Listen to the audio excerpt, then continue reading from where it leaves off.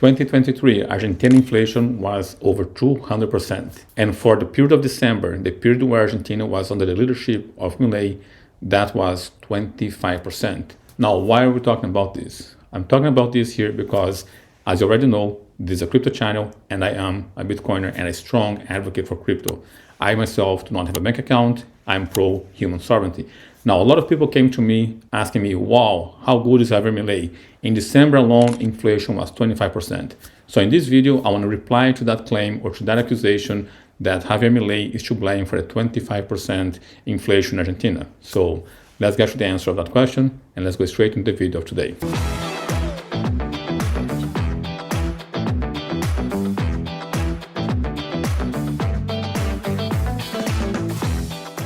Now, a lot of people are accusing Milei because Argentina's inflation is higher than the inflation of Venezuela. So if Javier Milei with the free market can fix the problem, how come Argentina has a higher inflation than Venezuela? And that's precisely what I want to answer in this video. Now, in order to answer that, we need to make sure we understand what we are talking about.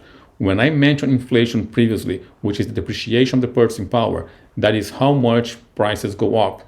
Now, economically speaking, that is not inflation. The traditional definition of inflation is the inflation or the expansion of the money supply. Remember, the more you print money, the less the money in circulation will be worth. The more you have of something, the less that thing is going to be worth. So with that definition, inflation being the expansion of the money supply, we can look that the Argentinian government or the Central Bank of Argentina inflate their currency to the magnitude of 134%.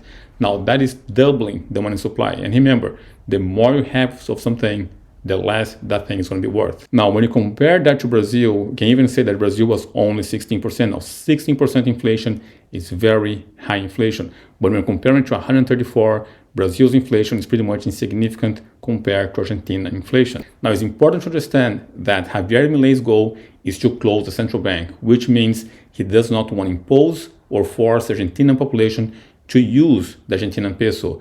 Now, if the government is not enforcing the population to use the Argentinian peso, that currency is going to go pretty much to zero or very close to zero. And if you're going to be measuring inflation in peso terms, the inflation is going to be astronomical, maybe the highest ever recorded, because his idea is to render the pesos worthless. Because his final goal is to make sure that the Argentinian government does not have the power to issue currency. And in that case, without the government forcing the population to use the peso is going to lose value because there's a lot more currencies that can compete with pesos.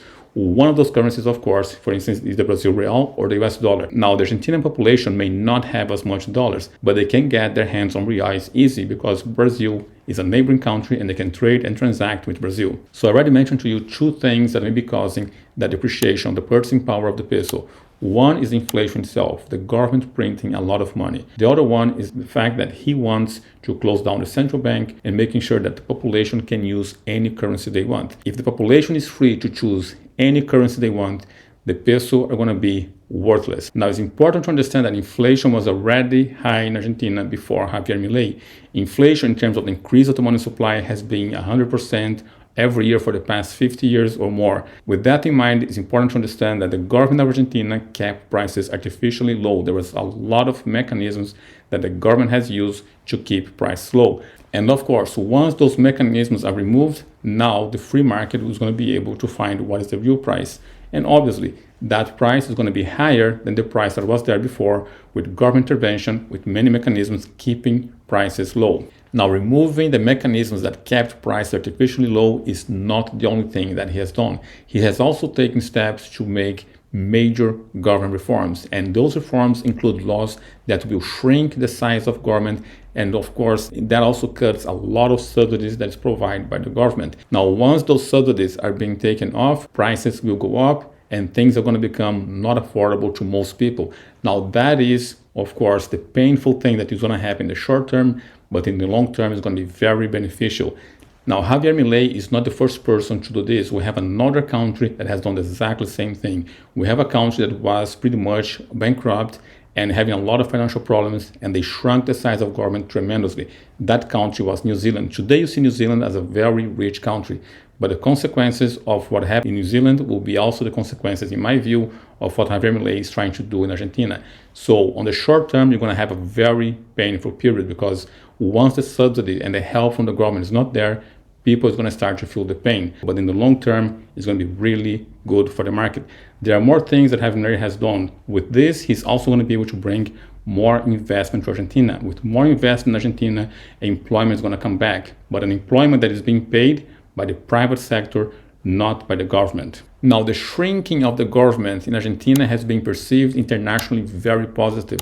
The response that the US and the IMF has is very positive. For the first time, there's some hope that the IMF will receive payments to the debt of Argentina. Javier Milei already cut a new agreement with the IMF, and now I believe the IMF is more confident that Argentina is going to be able to pay for its debts. Now, internally also, there has already been some very positive things happen in Argentina with Milei's reform. One of those are the availability of real estate, because before Javier Milei, the state would intervene on every deal made between two individuals. One of them is the real estate. The government demanded that any rental contract should have a price and an agreement that is not mutable for 3 years. Now, with his package of reforms, he already said that people can make any agreement they want as long as it is voluntary. And it's not just me as an observer saying this. Listen to someone from Argentina himself. The vice president of the Chamber of Real Estate is speaking about how he sees what Javier Milei has done with the real estate laws. The tenant, for personal reasons, requested a duration of 24 months. The owner agreed and both parties reached an agreement, leading to the signing of the contract. Why do I stress this to you? In the presence of the law, see how the state was getting involved. What madness, right? Where you get into where you shouldn't have. I was telling you it was at least 3 years. For example, this contract and this product couldn't be celebrated under the previous law. Explain where they come from, because no one has been able to explain until now. Who was the skull that said 3 years? Why not free negotiation between landlord and tenant in times? Now, another commodity, another thing that increases the value of a place, it is connectivity. And I'm not talking about just connectivity to the internet or electrical connection. I'm talking about connection in general. So for instance, the more routes you have to one place, the more flights you have in one place, the more connection that place has. So the more direct flights you have in one location and the more domestic flights a country has, the more connectivity that place has, and therefore there will be more value. Now, he already passed laws that lowers the cost of flight. So there's already an increase on flights domestically and internationally to Argentina. That increase in connectivity will also bear fruits. So to me, in the long term, I'm still very hopeful that Argentina is going to become a much better place than what it was.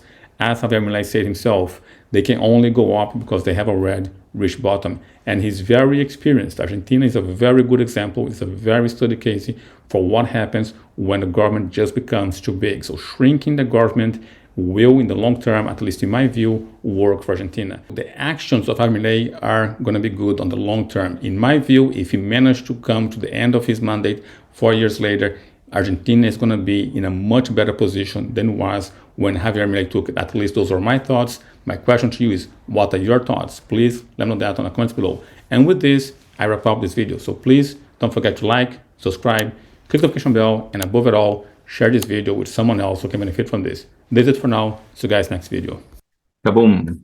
Goodbye.